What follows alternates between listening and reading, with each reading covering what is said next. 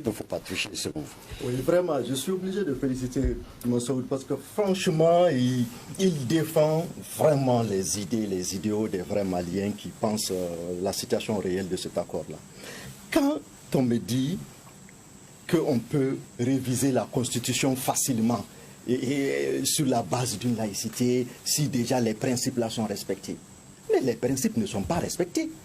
C'est à cause de votre action qu'aujourd'hui, le Mali a perdu les 2/3 de son territoire. Et la Constitution dit effectivement, l'article 118, que tant qu'il y a porté atteinte à l'intégrité territoriale, on ne peut pas réviser la Constitution.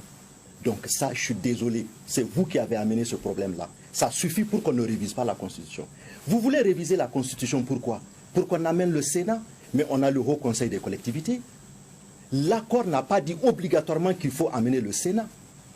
Pourquoi vous voulez réviser la Constitution? Parce que vous avez demandé à ce qu'on mette les ressortissants du Nord, les populations du Nord dans l'accord. C'est ce que vous avez dit. Malheureusement, les populations du Nord, ce n'est pas les sédentaires. Les populations du Nord, ce n'est pas les nomades authentiques du Nord. Les populations du Nord, c'est vous, uniquement vous. Je prends le cas du CSA. Le CSA, il n'y a que vous trois, les trois partis qui sont dedans. Plateforme, comme il l'a dit, qui n'a jamais été mandatée par les sédentaires du Nord, ni par le Mali.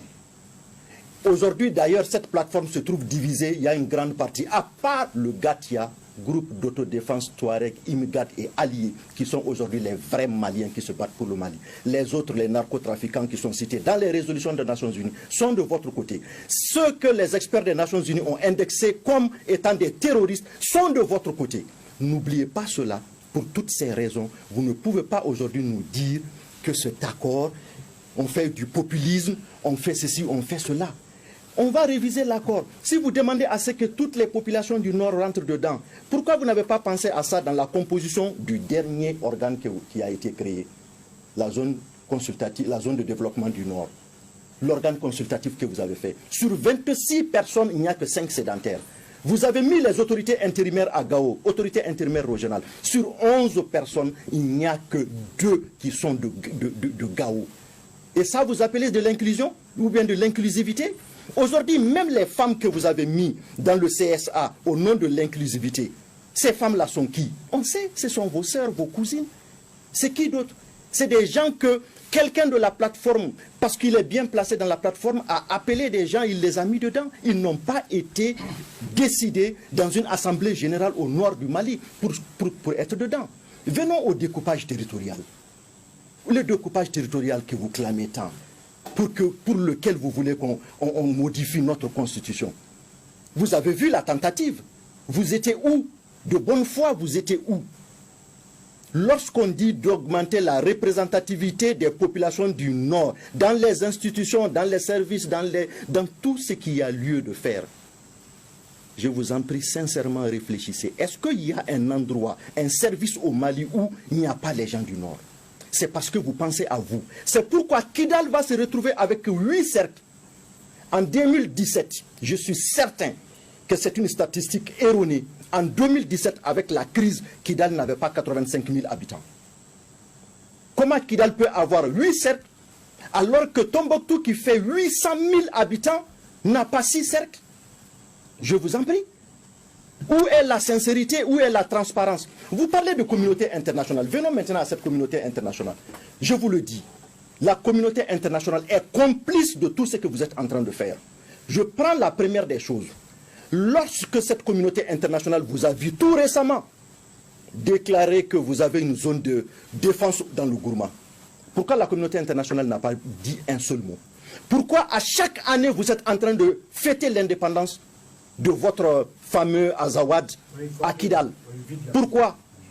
Pourquoi chaque année, quand vous le faites, cette communauté internationale est là? Moi, je vais dire à M. Bakili, je ne sais pas là où il est quand il parle de cette façon. Il faut appliquer et puis il faut que les Maliens aient la paix. Est-ce qu'aujourd'hui, quand on regarde la masse écrasante des Maliens qui se soucient pour cet accord-là, vous pensez que c'est parce qu'on n'aime pas les accords ou on n'aime pas nos frères Touareg ou nos parents Touareg? Vous les aimez pas. Mais ce que tu ne sais pas, vous avez la manie. D'accord. Vous voyez. Non, c'est vrai. Je vais simplement dire une chose. Vous savez, leur mauvaise foi est criarde. Et ils savent mentir et manipuler l'opinion nationale et internationale. Vous savez, je vais vous dire une chose. Non, je vais vous dire une chose. Vous savez, moi, mon professeur d'informatique avec lequel j'ai créé ma première société, il s'appelle Ousmane Agdala. C'est un Touareg. J'ai des nièces. Ma petite soeur est mariée à un arabe. Donc arrêtez de raconter des blabla aux gens et dites aux Maliens. Regardez, je finis par ce point. Le centre Carter a sorti dans son dernier rapport concernant l'accord.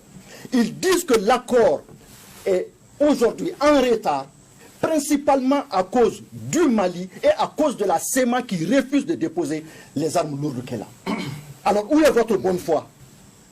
Vous êtes aujourd'hui dans le gouvernement, vous êtes au nombre de combien dans le gouvernement? Si la bonne foi dont vous parlez, la paix dont vous parlez, si réellement c'était votre ambition, le minimum que vous pouviez faire, c'est de demander pardon au peuple malien pour les 5000 morts après la signature de l'accord. Plus de 400 villages supprimés de la carte du Mali. C'est vous, parce que c'est vous qui avez commencé cette crise. Si vous n'avez pas amené votre horde de terroristes au Mali, cela ne se serait pas passé. Et c'est vous qui avez encore mis le Mali dans cette situation. Parce qu'au lieu de... Monsieur Maïga, c'est